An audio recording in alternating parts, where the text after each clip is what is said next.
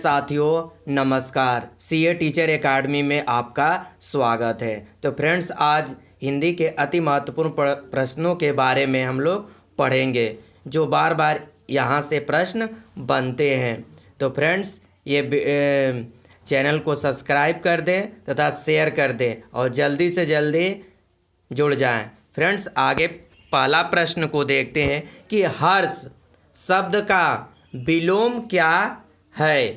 तो फ्रेंड्स, पहला विकल्प है विषाद, दूसरा विकल्प है प्रहर्ष, तीसरा विकल्प है खुशी और चौथा विकल्प है नीरव। तो हर्ष का विलोम जो होगा विषाद हो जाएगा, यानी ए विकल्प सही हो जाएगा। तो फ्रेंड्स, अगला प्रश्न को देखते हैं। अगला प्रश्न है कि य र ल व व्यंजनों को क्या कहते हैं। तो फ्रेंड्स, स्पर्श व्यंजन कहते हैं, अंतस्थ व्यंजन कहते हैं, ऊष्म व्यंजन कहते हैं, उपयुक्त में से कोई नहीं। तो फ्रेंड्स, जो य र ल व जो व्यंजन होते हैं अंतस्थ व्यंजन होते हैं, यानी बी विकल्प सही हो जाएगा।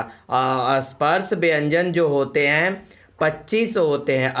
स्पर्श व्यंजन 25 होते हैं, क से लेकर म तक। क से म तक जो होते हैं वो 25 व्यंजन होते हैं।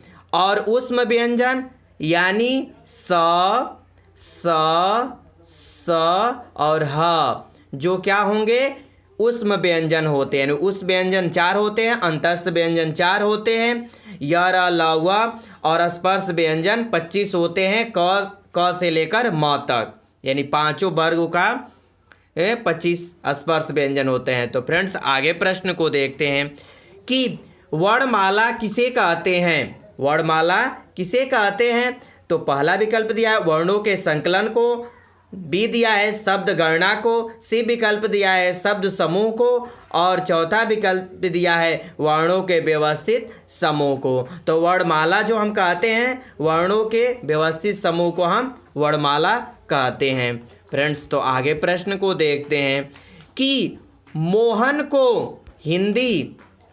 को हिंदी पढ़ना है, इसलिए वह शास्त्री जी के वहाँ गया। किस प्रकार का वाक्य है। तो पहला विकल्प है संयुक्त, दूसरा है सरल, तीसरा है मिश्र और चौथा है गुणवाचक। तो जब कभी वाक्य में इसलिए दिया रहता है तो वह संयुक्त वाक्य होता है, और मिश्र वाक्य जो होता है कि क्योंकि लगा रहेगा किसी भी वाक्य में तो मिश्र वाक्य होता है, और इसलिए लगा है तो संयुक्त वाक्य हो जाएगा, यानी ए विकल्प सही हो जाएगा। तो फ्रेंड्स, अगला प्रश्न को देखते हैं कि दिया है कि गोधूम का तद्भव है। तो पहला विकल्प दिया है गेहूं, दूसरा दिया है गोबर, तीसरा दिया है गाय, चौथा दिया है गोधन। तो ये विकल्प सही हो जाएगा। गेहूं का तद्भव गेहूं होता है, और तद्भव जो होता है हिंदी का शब्द होता है, और तत्सम जो होता है ज्यों क्या त्यों, संस्कृत का ज्यों क्या त्यों वो हिंदी में प्रयोग कर लिए जाते हैं, उसे हम तत्सम शब्द कहते हैं। तो फ्रेंड्स, आगे प्रश्न को देखते हैं कि रातों रात शब्द में समास है। रातों रात शब्द में समास है। पहला दिया है तत्पुरुष, दूसरा विकल्प दिया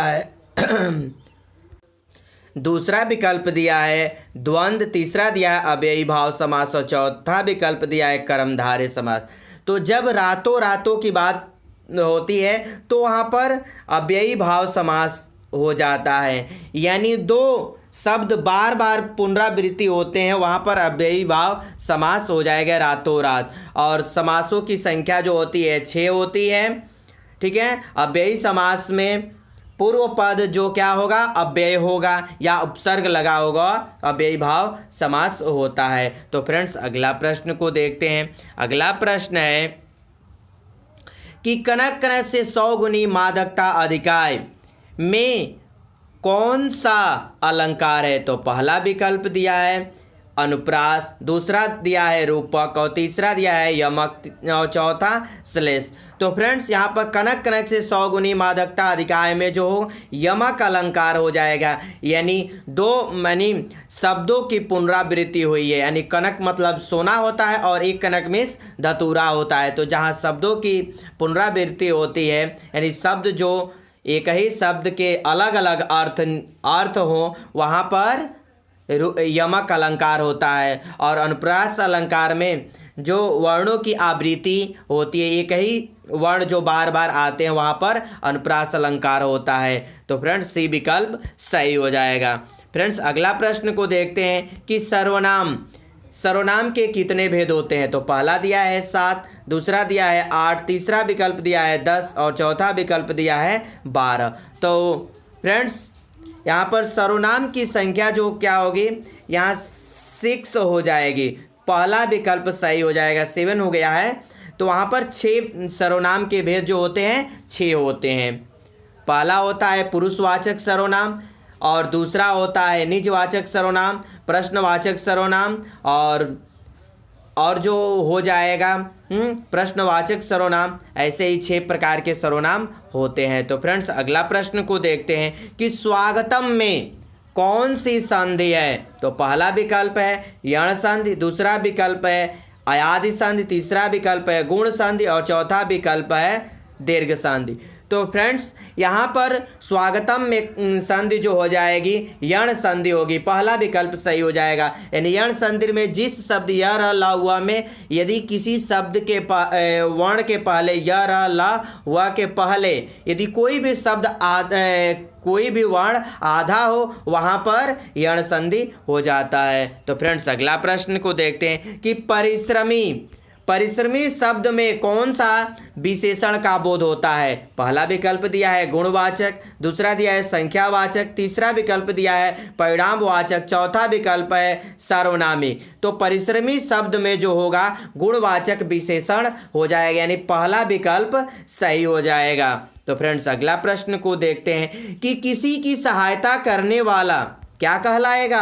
पहला विकल्प है सहायक, दूसरा विकल्प है सहिद्र, तीसरा दिया है सहचर, चौथा दिया है सहकर। तो फ्रेंड्स इसमें पहला विकल्प सही हो जाएगा, यानी किसी की सहायता करने वाला सहायक कहलाता है। फ्रेंड्स तो अगला प्रश्न को देखते हैं कि वह का उच्चारण स्थान क्या है। तो पहला विकल्प यह है दंत और ओष्ठ, दूसरा विकल्प तालु, तीसरा दिया है कंठ और तालु, चौथा दिया है दंत। तो फ्रेंड्स ए विकल्प सही हो जाएगा, जो व का उच्चारण स्थान जो होता है दंत और ओष्ठ होता है। तो फ्रेंड्स अगला प्रश्न को देखते हैं कि लेखक में प्रत्यय बताना है। पहला विकल्प दिया है अन, दूसरा दिया है अक, तीसरा दिया है अनि और चौथा दिया है अकड़। तो लेखक में जो होगा अक प्रत्यय लगा होगा, यानी प्रत्यय जो किसी भी शब्दांश के बाद लगते हैं और प्रत्यय जो होता है किसी भी शब्दांश के पूर्व में लगता है। तो फ्रेंड्स अगला प्रश्न को देखते हैं कि दो टूक कहना किस मुहावरे का अर्थ है। पहला दिया है स्पष्ट कहना, दूसरा है झगड़ा करना, तीसरा दिया है टुकड़े करना और चौथा है कविता लिखना। तो फ्रेंड्स दो टूक कहने का मुहावरे का अर्थ पहला विकल्प सही हो जाएगा स्पष्ट कहना, यानी ये विकल्प सही हो जाएगा। तो फ्रेंड्स अगला प्रश्न को देखते हैं कि निम्न में से कौन सा ऊष्म व्यंजन नहीं है। पहला दिया है स, दूसरा दिया है स, तीसरा भी स और र। तो फ्रेंड्स ऊष्म व्यंजन जो क्या होते हैं र नहीं होता है, र जो होता है अंतस्थ व्यंजन होता है। ऊष्म व्यंजन स और स और ह ये जो होते हैं चार क्या होंगे ऊष्म व्यंजन होंगे, और य र ल व जो क्या होंगे अंतस्थ व्यंजन होते हैं। तो फ्रेंड्स अगला प्रश्न को देखते हैं कि निम्नलिखित में से किस शब्द का प्रयोग बहुवचन में होता है। तो फ्रेंड्स पहला दिया है लड़का, दूसरा दिया है पुस्तक, तीसरा दिया है साधु और चौथा दिया है घोड़ा। तो बहुवचन में प्रयोग जो होगा साधु होता है, बहुवचन में शब्दों का प्रयोग होता है। तो फ्रेंड्स सी विकल्प सही हो जाएगा। नेक्स्ट अगला प्रश्न है कि जिस समास के पदों में विग्रह नहीं होता है वह क्या है। तो पहला विकल्प दिया है द्वंद्व, दूसरा दिया है कर्मधारय, तीसरा दिया है अव्ययी भाव समास और चौथा द्विगु समास। तो फ्रेंड्स इसमें जो होगा, जो जिस समास का विग्रह यानी विग्रह नहीं होता है, अव्ययी भाव समास का विग्रह नहीं होता है, तो फ्रेंड्स सी विकल्प सही हो जाएगा। तो फ्रेंड्स ये प्रश्न थे जो बार बार एग्जाम में आने वाले प्रश्न थे। तो फ्रेंड्स इसे लाइक करें, शेयर करें, सब्सक्राइब करें। और फ्रेंड्स जय हिंद, वंदे मातरम, धन्यवाद।